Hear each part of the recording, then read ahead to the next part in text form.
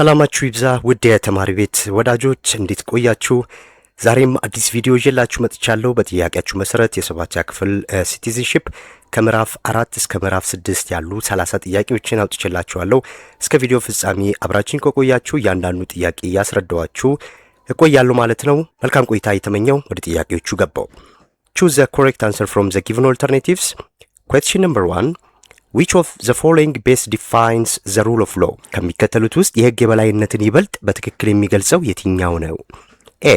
A system where the king's decree is the supreme law of the land. የንጉሥ አዋጅ የሀገሪቱ የበላይ ህግ የሚሆንበት ስርዓት ማለት ነው። B. The absence of arbitrary power and total equality before the law. የዘፈቀደ ስልጣን አለመኖር እና በህግ ፊት ፍጹም እኩልነት መኖር ማለት ነው። C. A government system where laws are applied based on citizens' wealth. ህጎች በዜጎች ሀብት ላይ ተመስርተው የሚተገበሩበት የመንግስት ስርዓት ነው። D. A situation where social institutions operates without written rules.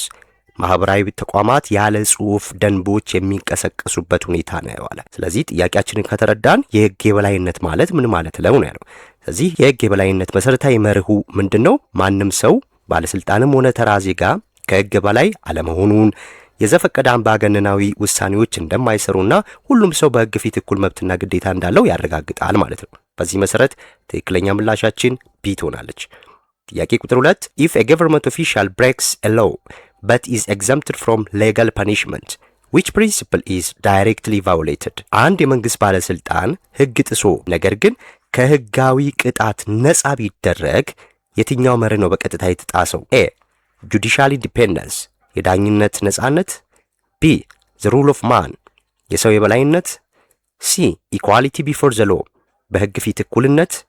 D. The supremacy of custom, የባህል የበላይነት አለ። አንድ ባለስልጣን አለ፣ ወንጀል ሰርቷል፣ ግን መቀጣት ሲገባው ህግ ነፃ አለው ወይም ተለቀቀ ሳይታሰር ማለት ነው። አሁን እዚህ ጋር የተጣሰው የትኛው ነው? የዳኝነት ነፃነት ነው። የዳኝነት ተጥሷል ማለት ነው አይደለ? በህግ ፊት እኩልነት ማለት ሁሉም ሰው ያለምንም ልዩነት በፈጸመው ጥፋት ልክ ይጠየቃል ማለት ነው። ባለስልጣኑ ከተቀጣ ይመርህ፣ ባለስልጣኑ ካልተቀጣ ይመርህ ተጥሷል ማለት ነው። ሶስተኛው what is considered the fundamental source of law and acts as a power map for a country? የሀገር መሰረታዊ የህግ ምንጭና የስልጣን ካርታ ተብሎ የሚወሰደው የትኛው ነው? የሰባተኛ ክፍል መጽሐፍ ላይ source of law የሚሉ አሉ አይደለ? ከነዚህ ከአራቱ የህግ ምንጮች ውስጥ መሰረታዊ የህግ ምንጭ ሆኖ የትኛው ነው? A. legislation፣ ይሄ ህጎች፣ ደንቦች፣ አዋጆች እንደማለት ነው። B. custom፣ ባህል። C. religion፣ ሃይማኖት። D. constitution፣ ህገ መንግስት። ይሄ ቀላል ነው። ካሉት የህግ ምንጮቹ ውስጥ መሰረታዊ የህግ ምንጭ የተባለው ህገ መንግስት ነው ማለት ነው። ህገ መንግስት የአንድ ሀገር የበላይ ህግና የስልጣን ክፍፍልን የሚያሳይ የስልጣን ካርታ ወይም ፓወር ማፕ ነው ማለት ነው። ጥያቄ ቁጥር 4. The majority of modern state laws were born when governments began converting unwritten, long established practices into binding rules. This refers to አለን። አብዛኞቹ የዘመናዊ መንግስታት ህጎች የተፈጠሩት መንግስታት ያልተጻፈና ለረጅም ጊዜ የቆዩ ልማዶችን ወደ አስገዳጅ ህጎች ለመለወጥ ሲጀምሩ ነው። ይህ ምንን ያመለክታል? A. customs፣ B. legislation፣ C. morality፣ D. decrees። የትኛው ነው? ከስተም ባህል ነው። እነዚህ ህጎች አዋጆች ናቸው ብያችኋለሁ። ህግ ማውጣት ነው legislation። C. morality ስነ ምግባር ነው። D. decrees ድንጋጌዎች ናቸው። ስለዚህ የትኛው ነው ትክክለኛ? ይሄ ከስተም ነው ማለት ነው። በጥንት ዘመን ማህበረሰቡ ሲመራባቸው የነበሩ ያልተጻፉ ልማዳዊ ድርጊቶች ለዘመናዊ ህጎች መፈጠር ዋነኛ ምንጭ ነበሩ ማለት ነው። አምስተኛው which organ of government is explicitly responsible for enacting new laws and expressing the legislative will አለ። አዳዲስ ህጎችን የማውጣትና የህግ አውጪውን ፍላጎት የመግለጽ ግልጽ ኃላፊነት ያለበት የመንግስት አካል የትኛው ነው? A. judiciary፣ የዳኝነት አካል። B. national institutions፣ ብሔራዊ ተቋማት። C. the legislature፣ ህግ አውጪ አካል። D. executive፣ የህግ አስፈጻሚው አካል። ጥያቄውን በደንብ ተረዱት። ያለ ምንድነው? አዳዲስ ህጎችን የማውጣትና የህግ አውጪውን ፍላጎት የመግለጽ ኃላፊነት ያለበት የትኛው ነው? legislature ይሆናል ማለት ነው። legislature ስንል ህግ አውጪ አካል ነው። ያ ደግሞ በኢትዮጵያ ላይ ማን ነው? የተወካዮች ምክር ቤት ማለት ነው። ፓርላማ የምንለው ነው። ስለዚህ አዳዲስ ህጎችን የማርቀቅ የማጽደቅ ቀጥተኛ ስልጣን የተሰጠው አካል ነው ማለት ነው። የመንግስት የበላይ የስልጣን አካልም ይሄ የህዝብ ተወካዮች ምክር ቤት ነው። መሪዎችን ጠቅላይ ሚኒስተርን የማውረድ ስልጣን ያለው ነው። ስለዚህ ህዝብ ይወክላቸው ስለሆኑ ማለት ነው። ስድስተኛው why is the rule of law considered an essential requirement and precondition for democracy? የህግ የበላይነት ለዲሞክራሲ እንደ መሰረታዊ ቅድመ ሁኔታ የሚወሰደው ለምንድን ነው? ኤ it allows undemocratic leaders to use force safely. ዲሞክራሲያዊ ያልሆኑ መሪዎች ኃይልን በሰላም እንዲጠቀሙ ስለሚፈቅድ ነው። ቢ it ensures all citizens are equal and held accountable to the system. ሁሉም ዜጎች እኩል መሆናቸውንና በስርዓቱ ተጠያቂ መሆናቸውን ስለሚያረጋግጥ ነው። ሲ it gives the executive branch the power to change court decisions. ለህግ አስፈጻሚው አካል የፍርድ ቤት ውሳኔዎችን የመቀየር ስልጣን ስለሚሰጠው ነው። ዲ it replaces the constitutions with traditional religious code. ህገ መንግስቱን በባህላዊ የሃይማኖት ህጎች ስለሚተካ ነው አለ። ስለዚህ ጥያቄውን ከተረዳ ነው የህግ የበላይነት ለዲሞክራሲ መሰረታዊ የሚሆነው ለምንድን ነው? ቢ ነው ማለት ነው። ምን ስለሆነ ያለ ህግ የበላይነት የዜጎች ተጠያቂነትና ዲሞክራሲያዊ ስርዓት ሊገነባ ስለማይችል ነው። ስለዚህ ቢ ላይ ትክክለኛው ምላሽ እሱ ነው። ሁሉም ዜጎች እኩል መሆናቸውንና በስርዓቱ ተጠያቂ መሆናቸውን ስለሚያረጋግጥልን ነው ማለት ነው። 7 when judges make legal decisions free from political, societal or private pressure, they are demonstrating ዳኞች ከፖለቲካዊ ከማህበራዊ ወይም ከግል ተጽዕኖች ነፃ ሆነው ህጋዊ ውሳኔዎችን ሲያስተላልፉ ያ ምንን ያሳያል? ኤ ጁዲሻል ኢንዲፔንደንስ የዳኝነት ነፃነት፣ ቢ ሌጅስሌቲቭ ሱፕሪማሲ የህግ አውጪ በላይነት፣ ሲ ዲክታተርሺፕ ፕሪቬንሽን አምባገነናዊ መከላከል፣ ዲ ኢንዲቪጁዋል አርቢትራሪነስ በዘፈቀደ አመራር ወይም የግለሰቦች የበላይነት ለማለት ነው። ስለዚህ ዳኞች ነፃ ሆኖ ያለ ፖለቲካ ጣልቃ ገብነት መስራት ከቻሉ ያ የዳኝነት ነፃነት ይባላል ማለት ነው። 8ኛው in a country where the rule of law is absent, what is likely consequence regarding individual freedom? A media freedom is highly protected. የሚዲያ ነፃነት ከፍተኛ ጥበቃ ይደረግለታል። የሚዲያ ነፃነት ይኖራል እንደማለት ነው። ቢ citizens have no right to publish differing viewpoints. ዜጎች የተለዩ አመለካከቶችን የማተም ወር የመግለጽ መብት አይኖራቸውም። ሲ predictable legal outcomes are guaranteed. ግልጽ እና አስቀድሞ መተንበይ የሚቻሉ የህግ ውጤቶች ይረጋገጣሉ። ዲ dictators are controlled by public opinions. አምባገነኖች በህዝብ አስተያየት ቁጥጥር ይደረግባቸዋል። አንድ ሀገር ላይ የህግ የበላይነት የለም ማለት ዜጎች የፈለጉትን ሐሳብ የመያዝ የመጻፍ የማስተላለፍ ምንም መብት አይኖራቸው ማለት ነው። ስለዚህ የዜጎች ሐሳብ ይታፈናል ማለት ነው። የህግ የበላይነት በሌለበት ቦታ አምባገነንነት ስለሚነግስ ዜጎች ሐሳባቸውን በነጻነት የመግለጽ መብታቸውን ያጣሉ ማለት ነው። 9ኛ what is the core characteristics of rule of man? rule of law አይተናል አይደለ? የህግ የበላይነት rule of man ሲባል ደግሞ የሱ ተቃራኒ ነው። ይሄ የግለሰብ የበላይነት ወይም የሰው የበላይነት ማለት ነው። ስለዚህ ምን ነው የሚያሳየን? ዋና ባህሪው ምንድነው ነው እያለን ያለው? ኤ the ruler is subject to the law and rules through legal means. ገዢው ለህግ ተገዢ ነው እንዲሁም በህጋዊ መንገድ ያስተዳድራል። ቢ the state uses the law to govern citizens but the law never governs the state. መንግስት ዜጎችን ለመግዛት ህግን ይጠቀማል፣ ነገር ግን ህጉ ደግሞ በጭራሽ መንግስትን አይገዛውም፣ እንደፈለገ ነው ማለት ነው። ሲ laws are enacted only by the supreme law making authority of the land. ህጎች የሚወጡት በሀገሪቱ ከፍተኛ የህግ አውጪ አካል ብቻ ነው አለ። ይሄ rule of law ሲሆን ነው። ዲ citizens are presumed innocent until proven guilty by the court. ዜጎች በፍርድ ቤት ጥፋተኝነታቸው እስካልተረጋገጠ ድረስ እንደ ንጹህ ይቆጠራሉ። እነዚህ ሶስቱ ኤ ሲ እና ዲ ሩል ኦፍ ሎ ቢሆን ይሄ ነገር ትክክል ምላሽ መሆን ይችሉ ነበር። ስለዚህ ለሩል ኦፍ ማን ግን የሰው ወይም የግለሰብ የበላይነት ሲኖር አምባገነን ነው የሚሆነው። ስለዚህ the state uses the law to govern citizens but the law never governs the state. የሰው የበላይነት ባለበት ስርዓት ህግ የመሪዎችን ፍላጎት ማስፈጸሚያ መሳሪያ ብቻ ነው የሚሆነው ማለት ነው። መሪው ህጉን እንደፈለገ እያደረገው ይጠቀምበታል። ራሳቸውን ከህግ በላይ ያደርጉና ሰዎችን ደግሞ በህጉ ይገዙ ይፈልጋሉ ማለት ነው። 10ኛው holding a suspect in prison indefinitely without a formal trial or court sentence is a violation of አለ። ምንድነው ያለን? ተጠርጣሪን ያለ መደበኛ የፍርድ ቤት ሂደት ወይም የፍርድ ቤት ውሳኔ ሳይሰጥበት ላልተወሰነ ጊዜ በእስር ቤት ማቆየት የትኛውን መብት መጣስ ነው ይለናል። ኤ the legislative will የህግ አውጪውን ፍላጎት፣ ቢ protecting against arbitrary detention ከዘፈቀደ እስራት የመጠበቅ መብትን፣ ሲ traditional customary rules ባህላዊ ልማዶችና ደንቦችን መጣስ ነው፣ ዲ the principle of the rule of man የሰው የበላይነት መርህን መጣስ ነው። ስለዚህ እዚህ ጋር ምንድነው ህገ መንግስታችን የሚለው? አንድ ሰው ያለ ፍርድ ቤት ትዕዛዝ ያለ ፍርድ ቤት ውሳኔ ከ48 ሰዓት በላይ ፖሊስ ጣቢያ መቆየት የለበትም። አንድ ሰው ወንጀለኛ ነው ተብሎ ከተያዘ በ2 ቀን ውስጥ ወይም በ48 ሰዓት ውስጥ ፍርድ ቤት መሄድ አለበት። ፍርድ ቤት ከዛ በኋላ የሚያስተላልፈው ውሳኔ ነው ፖሊስ ጣቢያ ሊያቆየውም ላያቆየውም ይችላል። ከዛ በላይ ግን ፍርድ ቤት ሳያቀርብ ቀናት፣ ወራት፣ አመታት ማቆየት ይህ ህግን መጣስ ነው ማለት ነው። ህግን መጣስ ነው። ስለዚህ የትኛው ነው የተጣሰው ማለት ነው?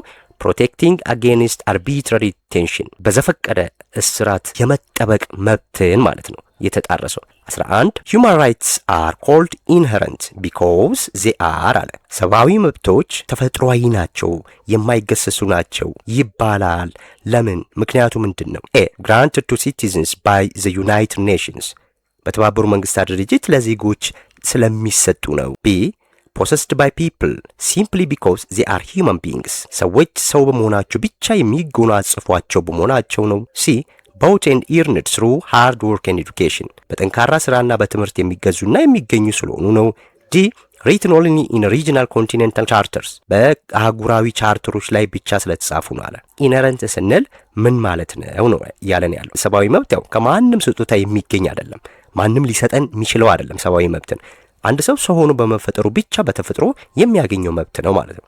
ስለዚህ ትክክለኛው ምላሽ ቢ ትሆናለች። 12 which feature states that human rights apply equally and indiscriminately to every person everywhere across the globe ሰብአዊ መብቶች በዓለም ዙሪያ ላሉ ሰዎች ሁሉ በእኩልነትና ያለምንም ልዩነት እንደሚተገበሩ የሚገልጸው የሰብአዊ መብት ባህሪ የትኛው ነው እያለን ያለው። እንዳልኳችሁ እነዚህ ፖይንቶች አይቀሩም የግድ ማለት ነው። እነዚህ ፊቸርስ ኦፍ ሂውማን ራይትስ ላይ ተምራችኋል። ኢንሄረንት ምንለው አለ፣ ሁለተኛው ኢናሊነብል፣ ሶስተኛ ዩኒቨርሳሊቲ፣ አራተኛው ኢንዲቪዚቢሊቲ ኤንድ ኢንተርዲፔንደንስ የሚሉ አይተዋችኋል።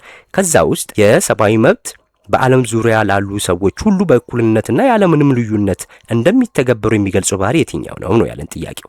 ኤ ኢናሊናቢሊቲ ይሄ እነዚህ የማይገረሰሱ መብቶች ናቸው እያለን ነው። ቢ ኢንዲቪዚቢሊቲ የማይከፋፈሉ ናቸው። ሲ ዩኒቨርሳሊቲ ዓለም አቀፋዊ ናቸው። ዲ ኢንተርዲፔንደንስ እርስ በርስ የተደጋገፉ ናቸው ይለናል። ቃላቶቹ ራሱ ነግረውናል አይደለ? ኢኳሊ ኤቭሪዌር ብለውናል። ስለዚህ ትክክለኛው ምላሽ ማን ነው? አቃዊነት ነው። ሰብአዊ መብት በየትኛውም ቦታ እኩል ይከበራል ማለት ነው። 13 rights and duties are two sides of the same coin. This principle implies that መብትና ግዴታ የአንድ ሳንቲም ሁለት ገጽታዎች ናቸው።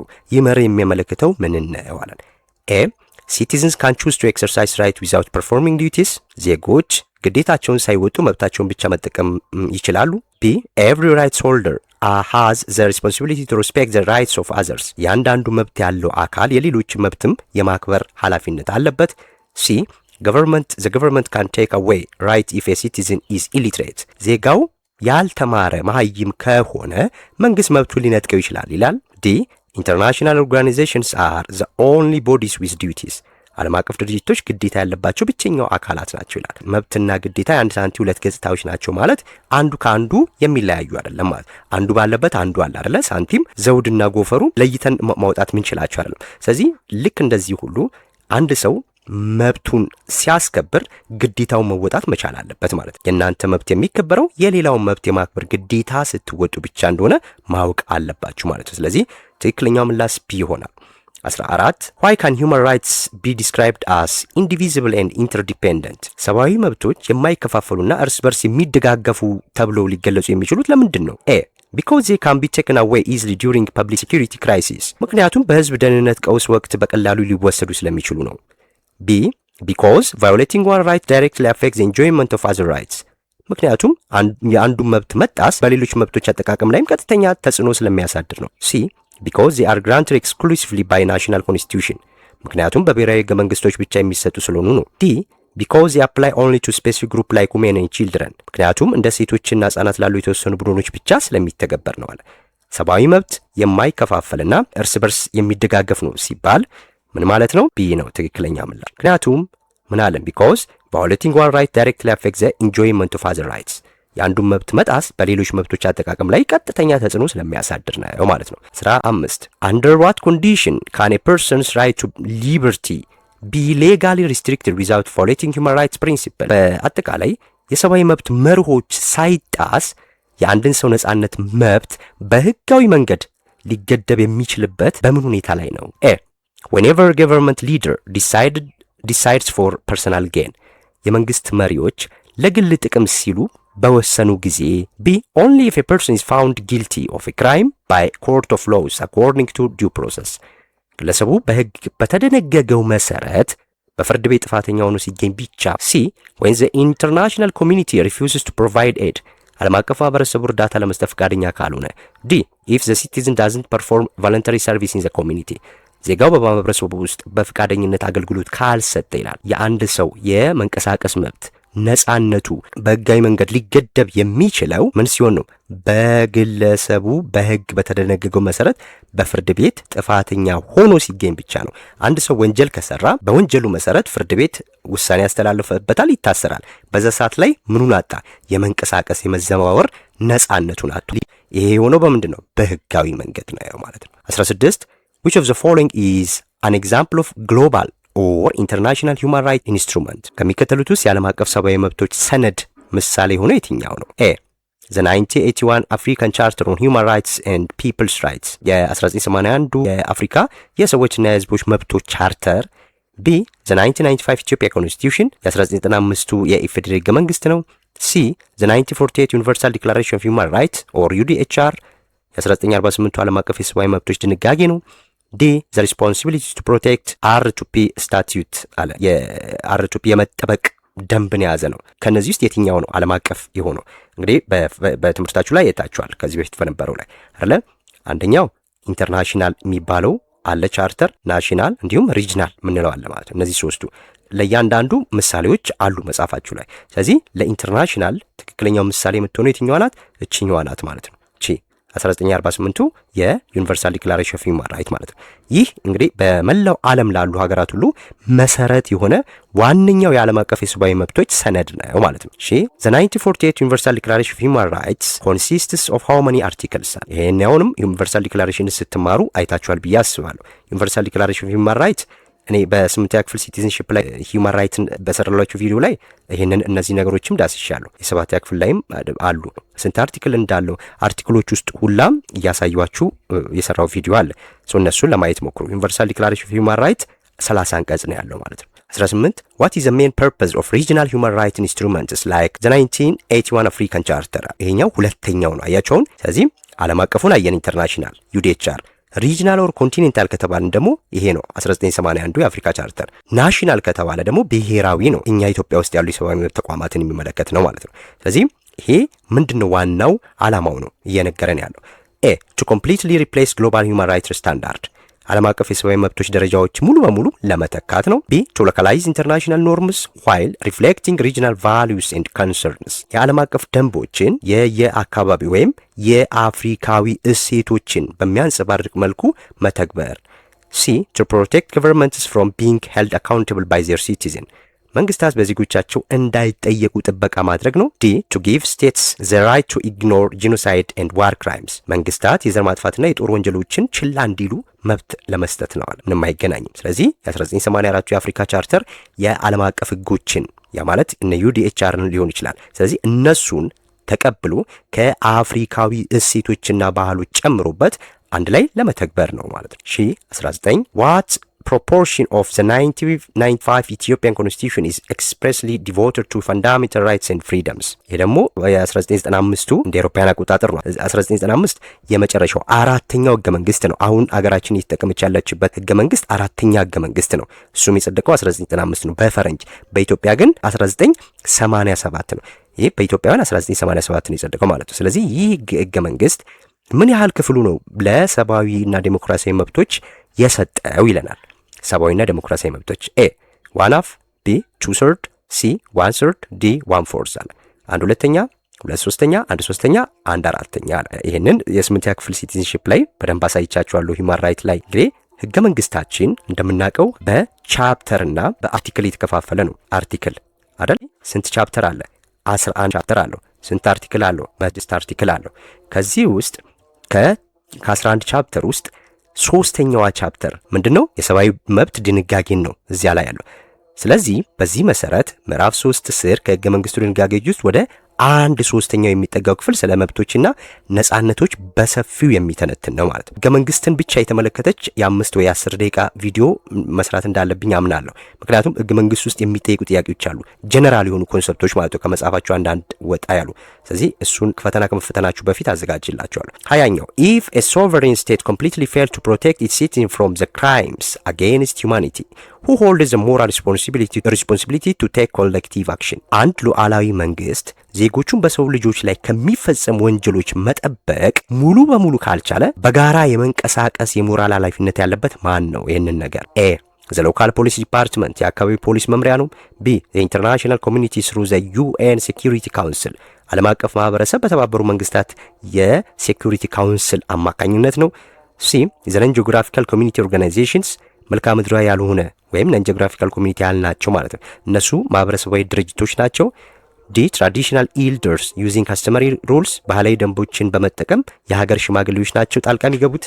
ማነው ነው እያለን ያለው። ይሄም መጽሐፋችሁ ላይ በግልጽ ተቀምጧል። አንድ መንግስት ዜጎቹ መጠበቅ ካልቻለ በአንድ ሀገር ውስጥ ያንን ነገር ለመከላከልና ለመጠበቅ የሞራል ግዴታ ያለበት ማን ነው? ኢንተርናሽናል ኮሚኒቲ ነው። ስለዚህ ትክክለኛው ምላሽ ቢ ነው ማለት ነው። ሪስፖንሲቢሊቲ ቱ ፕሮቴክት በሚለው መርህ መሰረት አንድ መንግስት ህዝቡን ማዳን ካልቻለ ዓለም አቀፍ ማህበረሰብ ጣልቃ የመግባት የሞራል ግዴታ አለበት ይላል ማለት ነው።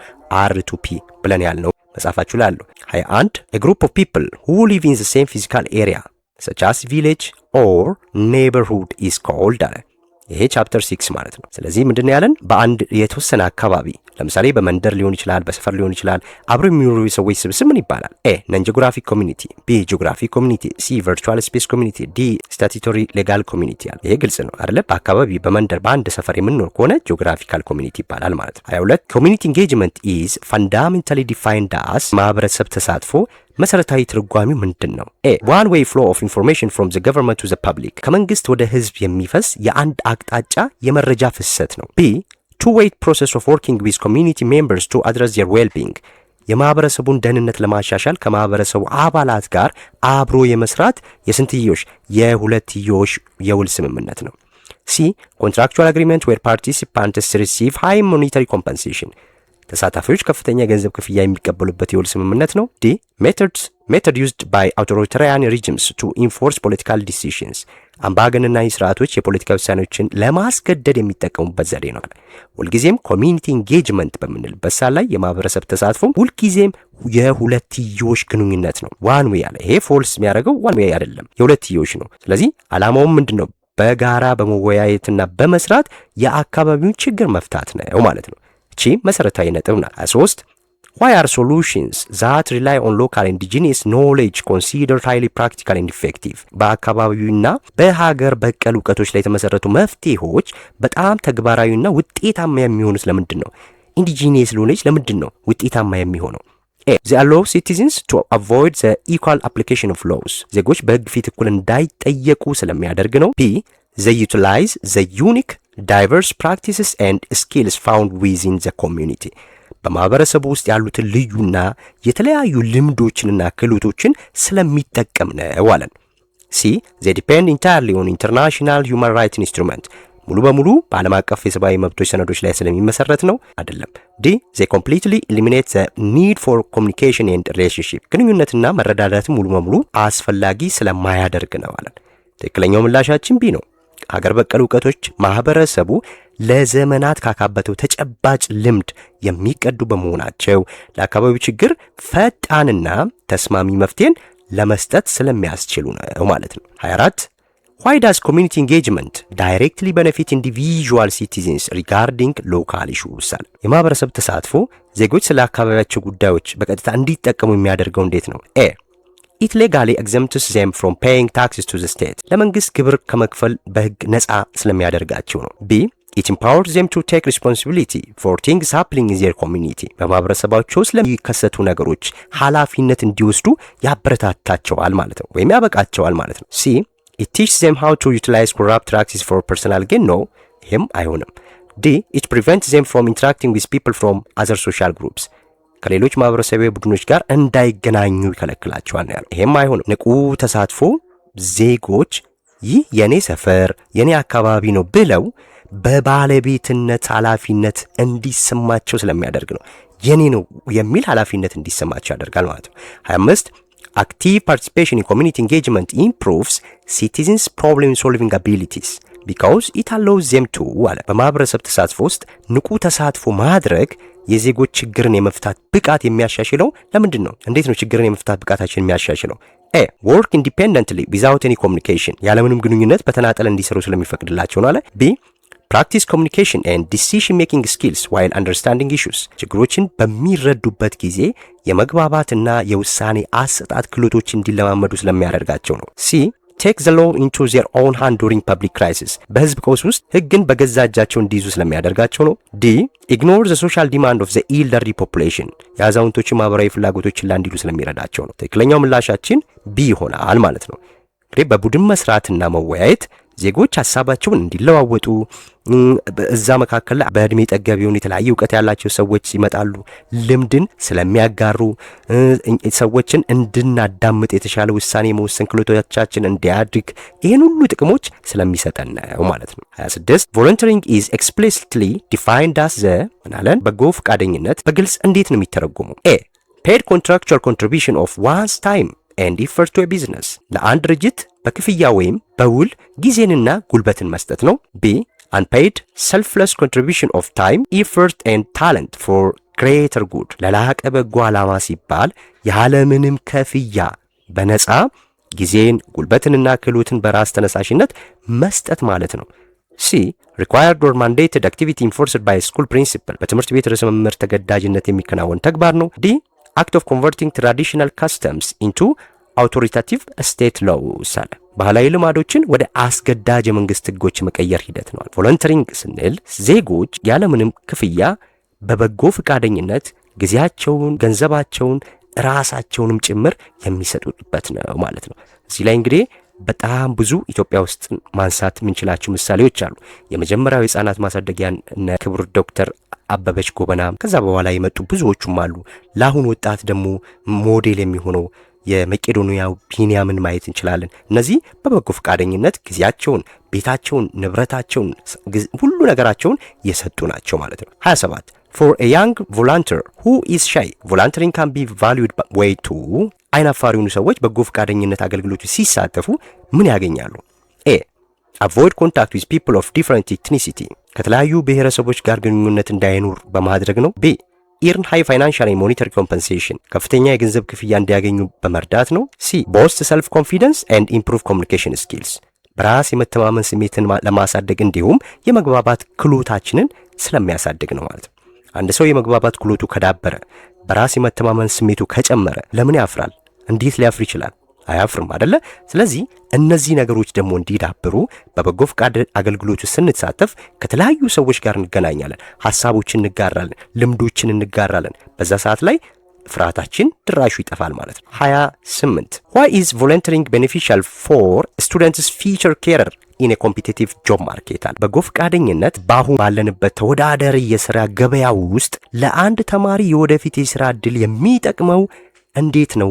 ኤ it shows prospective employers that they are self-motivated and have practiced workplace skills ቀጣሪዎች ተማሪው በራሱ የሚነሳሳ መሆኑንና የሥራ ቦታ ክህሎቶችን እንደተለማመደ ስለሚያሳያቸው ነው ማለት ነው። ቢ it guarantees that they will never have to follow company rules የካምፓኒ ደንቦች በጭራሽ መከተል እንደማይጠበቅበት ስለሚያረጋግጥ ነው።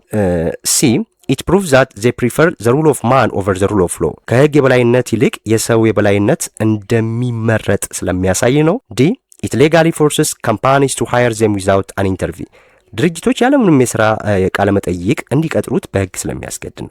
ማይገናኙ ናቸው አይደለ? በጎ ፈቃደኛ ስንሆን በበጎ ፈቃድ አገልግሎት ውስጥ ተሳትፈን ሰርቲፊኬት ሲኖረን የእውቅና ደብዳቤዎች ሲኖሩን ልክ ስራ ስንቀጠር እነዛን ደብዳቤዎች ወይም ሰርቲፊኬቶች ከስራ የምናስገባበት ማመልከቻ ደብዳቤዎቻችን ጋር ከሲቪዎቻችን ጋር አንድ ላይ አድርገን ስናስገባ በእርግጠኝነት እዛ ውስጥ ካሉ ተወዳዳሪዎች ቅድሚያ ሊሰጠን ይችላል ማለት ነው ለመመረጥ። ለምን? ሰርቲፊኬቶች እጅግ በጣም ጥቅም አላቸው፣ በተለይ የበጎ ፈቃድ አገልግሎት ማለት ነው።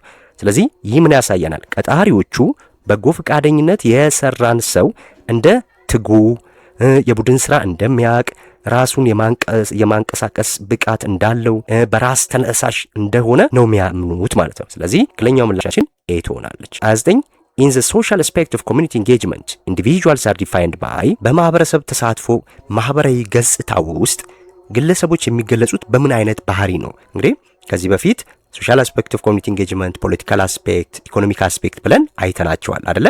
አሁን እያለን ያለው በሶሻል አስፔክቱ ውስጥ በማህበረሰብ ተሳትፎ ማህበራዊ ገጽታ ውስጥ ግለሰቦችን እንዴት ነው ምንገልጻቸው? ኤ ፎርስድ ራንደም ቢሄቪየርስ ኮንትሮልድ ባይ አን አውቶሪታሪያን ሊደር፣ በአምባገነን መሪ በሚቆጣጠሩ የዘፈቀደ የግዳጅ ድርጊት ነው አይደለም፣ አይገናኝም።